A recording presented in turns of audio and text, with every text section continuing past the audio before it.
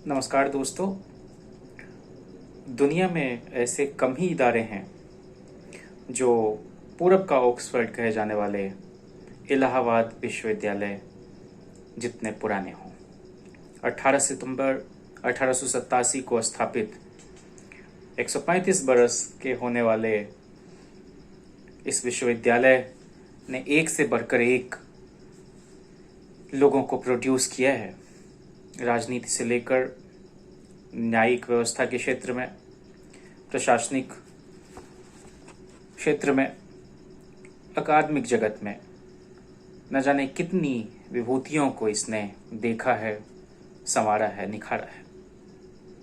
लेकिन आज बहुत अफसोस होता है यह कहते हुए कि जो कस्बाई देहाती लड़के हैं, लड़कियां हैं, जो अपने सपनों में रंग भरने के लिए इलाहाबाद विश्वविद्यालय में दाखिल होते हैं, उन पर 400 गुना ज़्यादा फीस वृद्धि करके एक तरह से उनको चहारदीवारी से बाहर धकेलने की एक साजिश चल रही है। जनपोषित विश्वविद्यालयों में अगर इस तरह से फीस वृद्धि होगी तो ये निश्चित रूप से लोक कल्याणकारी राज्य की संकल्पना पर एक तरह से प्रहार है। दुनिया में कहीं ऐसा नहीं देखा गया है कि अपने ही इंस्टीट्यूशन को वो बर्बाद करने पर तुला हो। सरकारें बदलती हैं, लेकिन आपने कभी नहीं देखा होगा कि ऑक्सफोर्ड यूनिवर्सिटी पर, कैम्ब्रिज पर, कैलिफोर्निया पर, कोलंबिया पर किसी तरह की गिद्ध दृष्टि सरकार की हो, क्योंकि वो समझते हैं कि नेशन बिल्डिंग में इंस्टीट्यूशन बिल्डिंग का बड़ा रोल रहा है। इसलिए मैं गुजारिश करता हूँ इस सरकार से कि वे अपने फैसले पर पुनर्विचार करें। छात्र, नौजवान लगातार उद्वेलित हैं, आंदोलित हैं, सड़क पर हैं, प्रतिरोध कर रहे हैं। उनके साथ ज्यादती नहीं की जाए। कभी मामूली बढ़ी हुई कीमत जो है समोसे की, उसके खिलाफ जो विद्रोह शुरू हुआ, गुस्सा जो उबला छात्रों का, तो वही एक दिन संपूर्ण क्रांति में तब्दील हो गया और देश भर के अलग अलग विश्वविद्यालयों में वो बात पहुंची और श्रृंखलाबद्ध तरीके से छात्रों, नौजवानों ने तत्कालीन सरकार को उखाड़ फेंका। इलाहाबाद विश्वविद्यालय ने राजनीति के क्षेत्र में आचार्य नरेंद्र देव, मोतीलाल नेहरू जो दो बार कांग्रेस के अध्यक्ष हुए 1919 से 20 और फिर कलकत्ता कांग्रेस में 28 से 29 में, वो भी यहीं के प्रोडक्ट थे। गोविंद वल्लभ पंत, मदन मोहन मालवीय, पुरुषोत्तम दास टंडन, नूरुल हसन, जिनका बड़ा योगदान है जेएनयू जैसे इंस्टीट्यूशन को भी शेप देने में, गुलजारी लाल नंदा, जाकिर हुसैन जो राष्ट्रपति रहे, गुलजारी लाल नंदा कार्यवाहक प्रधानमंत्री रहे, विश्वनाथ प्रताप सिंह जो मंडल कमीशन लागू करने वाले, वो भी यहीं से थे और यहाँ के स्टूडेंट्स यूनियन के वे वाइस प्रेसिडेंट भी हुआ करते थे। श्री चंद्रशेखर, वो भी यहाँ की उपज। गोपाल स्वरूप पाठक जो उपराष्ट्रपति हुए, कर्नाटका के राज्यपाल भी होते थे, वो भी यहीं से पढ़े। हेमवती नंदन बहुगुणा जो मुख्यमंत्री होते थे, वो भी यहीं से। अर्जुन सिंह जी जिन्होंने मंडल 2 लागू किया, हायर एजुकेशनल इंस्टीट्यूशंस में 27% आरक्षण पिछड़ों, पसमानदा तबके के विद्यार्थियों को दिया, वो भी इलाहाबाद विश्वविद्यालय के उपज।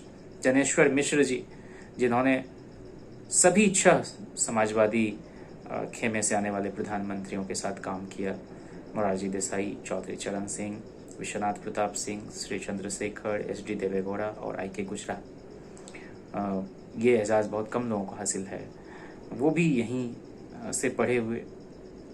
सत्येंद्र नारायण सिन्हा जो बिहार के मुख्यमंत्री रहे, वो भी इलाहाबाद यूनिवर्सिटी के प्रोडक्ट। स्वातंत्र्य आंदोलन में शरीक और इंदिरा जी के पति फिरोज गांधी भी इलाहाबाद विश्वविद्यालय में। एन.डी. तिवारी जो उत्तर प्रदेश और उत्तराखंड के मुख्यमंत्री रहे, केंद्र सरकार में मंत्री रहे, वो भी यहाँ से पढ़े हुए। बहुत ही दानिशमंद सोशलिस्ट लीडर मोहन सिंह जी भी यहाँ की उपज। सूर्य बहादुर थापा जो 5 बार नेपाल के प्रधानमंत्री रहे, वो भी इलाहाबाद विश्वविद्यालय के प्रोडक्ट। शांति भूषण जी जो कानून मंत्री रहे, पहली जनता सरकार में, वो भी यहाँ से पढ़े हुए। जो विजय बहुगुणा हैं, उत्तराखंड के मुख्यमंत्री थे, वो भी यहाँ के प्रोडक्ट। तो न जाने कितने लोग यहाँ से पढ़कर निकले। और साहित्य जगत में भी अगर हम देखें तो हरिवंश राय बच्चन साहब, फिराक गोरखपुरी, SR फारूकी, भगवती चरण वर्मा, चंद्रधर शर्मा गुलेरी, धर्मवीर भारती, महादेवी वर्मा, इब्न सफ़ी, कमलेश्वर, फ़ानी बदायूनी, कमलेश्वर, रफ़ीक हुसैन, विद्यानिवास मिश्र जो काशी विद्यापीठ और संपूर्णानंद विश्वविद्यालय के कुलपति रहे, कार्टूनिस्ट जो हैं इलस्ट्रेटर के सुधीर धड़, बहुत से लोग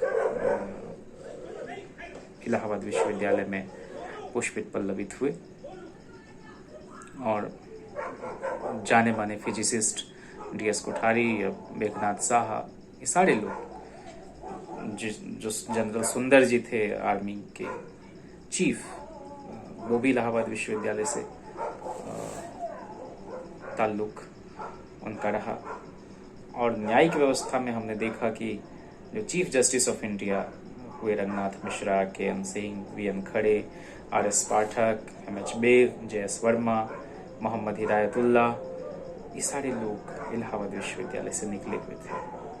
तो इतने बड़े बड़े लोग और ना जाने कितनी महत्वपूर्ण भूमिका निभाने वाले, नीति निर्माण में अपना योगदान देने वाले, जब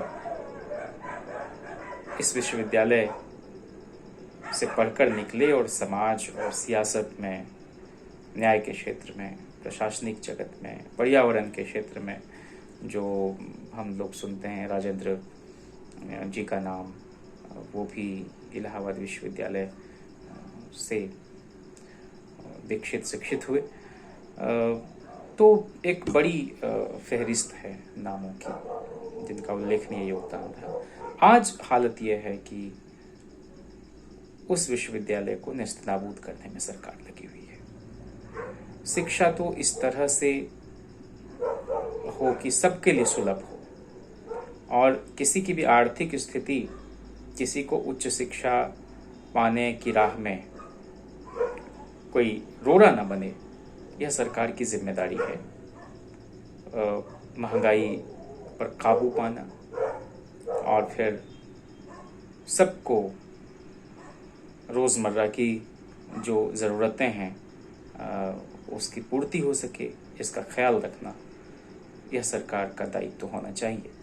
लोक लाज से लोक राज चले, लोकशाही में मर्यादा हो और इस भाव से कोई काम ना करे कि हम कोई आसान कर रहे हैं, हम कोई मुफ्त में कुछ दे रहे हैं। इस तरह की ज़हनियत ने ही इस देश का नुकसान किया है। पहले सीटें कम होती थीं। एक बार सोशलिस्ट पार्टी के प्रेसिडेंट रहे भूपेंद्र नारायण मंडल जी ने राज्यसभा में बोलते हुए कहा कि मतलब सीटों को बढ़ाया जाए, सीटें कम हैं तो कुछ लोग का सिलेक्शन हो और बाकी लोग एडमिशन लेने से वंचित रह जाएं, ये तो अमानुषी प्रणाली है। हमारा काम सिलेक्शन है, रिजेक्शन नहीं है। तो ज़्यादा से ज़्यादा नए कॉलेज, नए विश्वविद्यालय खोले जाएं। तो ये सब चिंता हमारे पुरखों की रही है। डॉक्टर लोहिया कहते थे कि राष्ट्रपति का बेटा हो या चपरासी की हो संतान, बिरला या गरीब का बेटा, सबकी शिक्षा एक समान। तो इस तरह की चिंतन धारा से निकले हुए लोग और नेताओं से हमारी गुजारिश है कि आने वाले सत्र में भी इस बात को पार्लियामेंट में उठाएं, पुरजोर तरीके से उठाएं और फीस वृद्धि पर अंकुश लग सके। कोई भी कुलपति इस तरह की मनमानी नहीं कर सके। ये बहुत भद्दा और अश्लील मजाक है विद्यार्थियों के साथ। तो इसका ख्याल रखा जाए, ये हम चाहते हैं। और हमारा समर्थन इलाहाबाद विश्वविद्यालय के आंदोलनरत साथियों को है, हमारी सॉलिडेरिटी है उनके साथ और वे इस देश को सुंदर बनाने के लिए अपना योगदान दे रहे हैं। इस देश को बचाना दरअसल इन्हीं सब विधियों से हो सकेगा और विश्वविद्यालय की हिमायत में जो लोग खड़े हैं वो दरअसल इस मुल्क की बेहतरी के लिए हित चिंता करने वाले लोग हैं। मैं उन्हें सलाम करता हूँ और उम्मीद करता हूँ कि इलाहाबाद विश्वविद्यालय अपने खोए हुए गौरव को वापस पा सकेगा, और इसके लिए जो सबॉल्टर्न लोग हैं, जो प्रिविलेज्ड नहीं हैं, वैसे लोग जो गुर्बत से निकलकर आना चाहते हैं, इल्म तालीम हासिल करना चाहते हैं, उनको निश्चित रूप से इलाहाबाद विश्वविद्यालय के आंगन में जगह मिले, ये हमारी कोशिश रहेगी। कुरान शरीफ में भी कहते हैं इकरा, मतलब पढ़ो। पढ़ना एडवाइजेबल है और फरमान है। उतलुल इल्म वलो काना बिस्सीन, यानी इल्म हासिल करने के लिए चीन भी जाना पड़े तो जाना चाहिए। लोग घर से हजारों किलोमीटर दूर का सफर तय करके आते हैं, और एक आदमी का पढ़ना सिर्फ उसका पढ़ना नहीं है, उससे कितने लोगों की घर परिवार समाज रिश्तेदार की उम्मीदें जुड़ी हुई रहती हैं। पढ़ना अपने आप में एक बहुत बड़ी साधना का काम है, बड़ी तपस्या है। इसमें मन को रमाना पड़ता है, तपाना पड़ता है, लगाना पड़ता है, और ये बड़ा ही, मैं समझता हूँ कि किताबों के बीच, कक्षा के अंदर शिक्षक और छात्र के बीच का जो संबंध है वो अतुलनीय है और बहुत पाकीज़ा है। श्रद्धावान लभते ज्ञानम, वही ज्ञान प्राप्त कर सकता है जो श्रद्धावान है, जो अपने को खाली करके जाता है, जो रिसेप्टिव हो। और ये सब जो हर्डल्स आप देख रहे हैं, फीस वृद्धि, तमाम चीजें, ये एक तरह से उस साधना में, उस तपस्या में अवरोध पैदा करता है। इसलिए भारतीय ज्ञान परंपरा में भी यह कहीं से उचित नहीं है कि किसी की साधना को भंग किया जाए।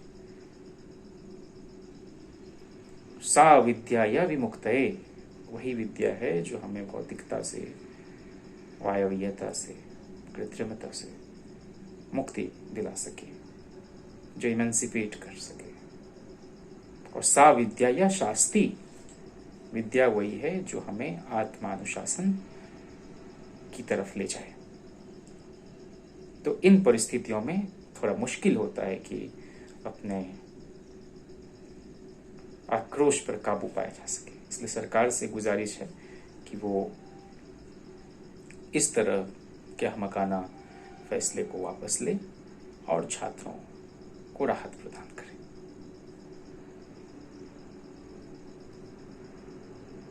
तभी यह देश उन्नति के रास्ते पर आगे बढ़ सकेगा। ये सिर्फ इलाहाबाद विश्वविद्यालय के लिए नहीं, बल्कि इस देश के तमाम विश्वविद्यालयों के लिए मेरा मानना है। वे ठहर हैं, उन्हें बचाया जाए, तभी जाकर हम इस देश को और ऊंचाई पर ले जा सकेंगे। बहुत शुक्रिया।